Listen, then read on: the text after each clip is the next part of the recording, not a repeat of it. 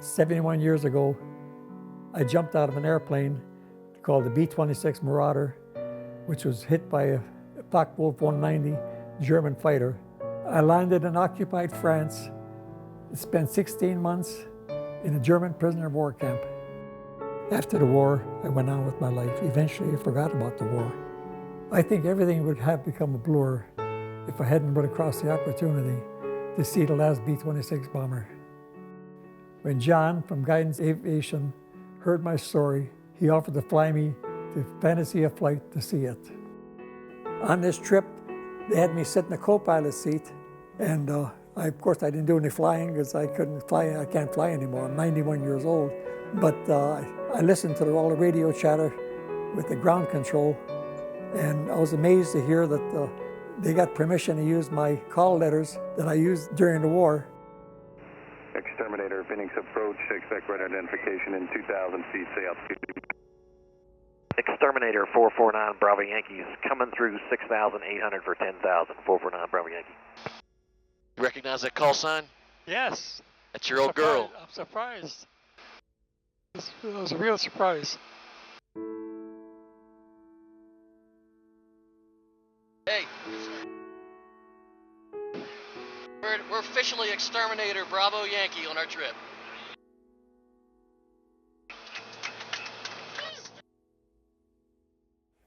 When Jason, the pilot of the plane, told his wife about the situation of us flying to see the only remaining B-26 and told her about me being in prison camp, she had her 5th grade students each write a letter.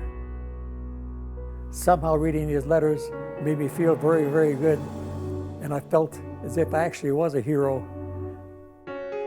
And these letters made me laugh, and some brought tears to my eyes just listening to what these children had to say.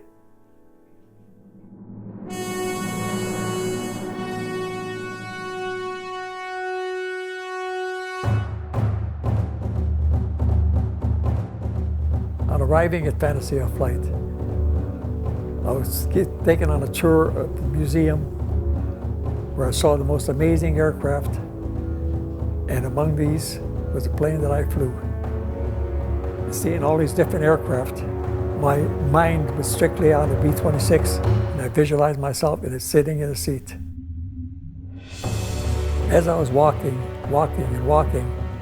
my thoughts went back to when I was a child, building model airplanes and thinking of someday I'll be able to fly one of these. And I finally got to the point where I was accepted into the Air Corps in my first solo flight in Muskogee, Oklahoma. From there on to advanced training in Texas, and eventually ending up in the B-26.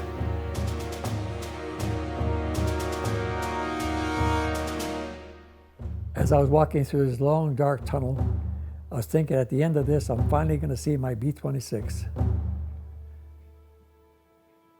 When I saw the B-26, my heart stopped.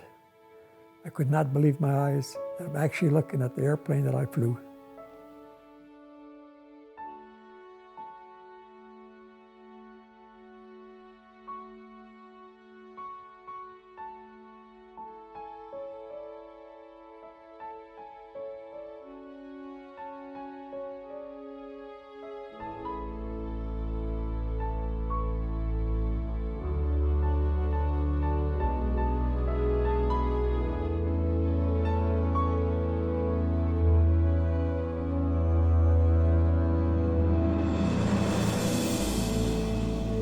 Oh, now I get a good view of the airplane, right?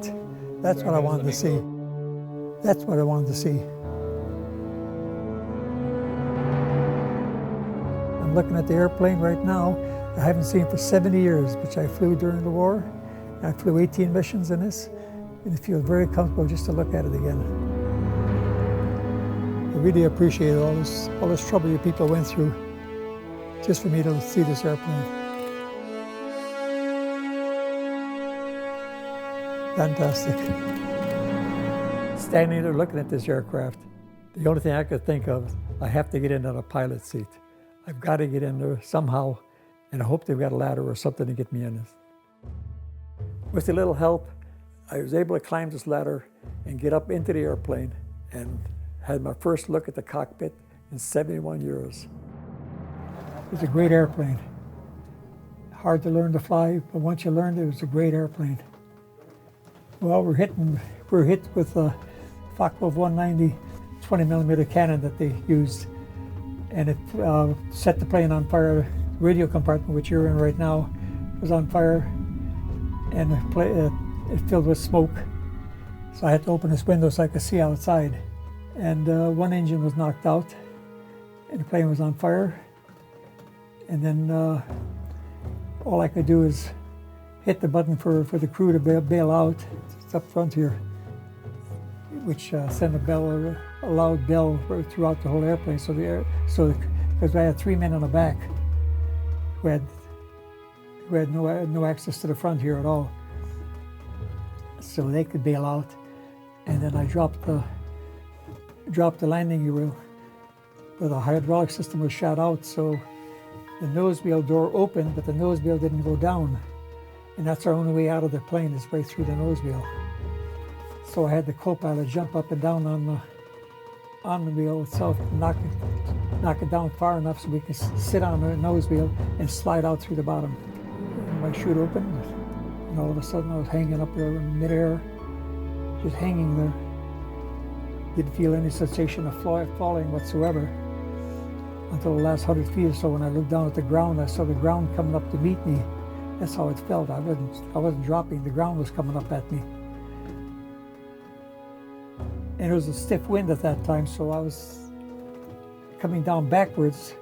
I couldn't turn around to shoot. So when I hit the ground, I hit my feet first and hurt my back and neck. And I couldn't collapse the chute. But it dragged me the length of the field and finally collapsed. And then I was able to get out. And I was surrounded by Germans, and that was it.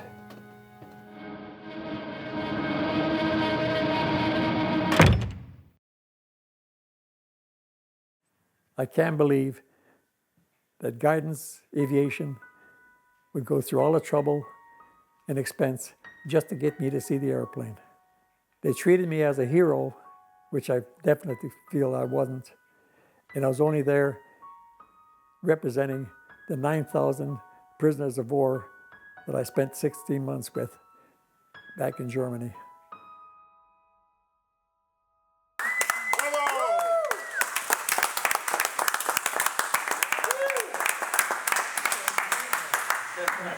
It was 70 years since I've been here before, and it felt like home when I went into it now. And I'd be just happy to just sit there while you guys went on your tour. It picked me up on the way out. That's enough for me. Part of this grand tour was sitting and having lunch in front of the airplane with my family. Cheers! All right.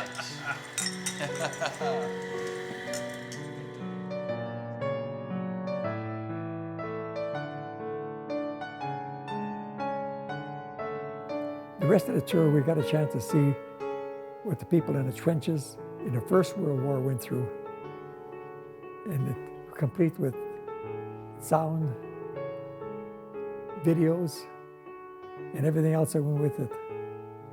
I never realized that a story like mine made such an impact on so many people, and that this whole story was bigger than me. This video and this incredible experience is not treating me as a hero, but I'm representing the 9,000 prisoners of war. This is for them. To end this story, I'd like to say to Guidance Aviation, fantasy of flight, thank you.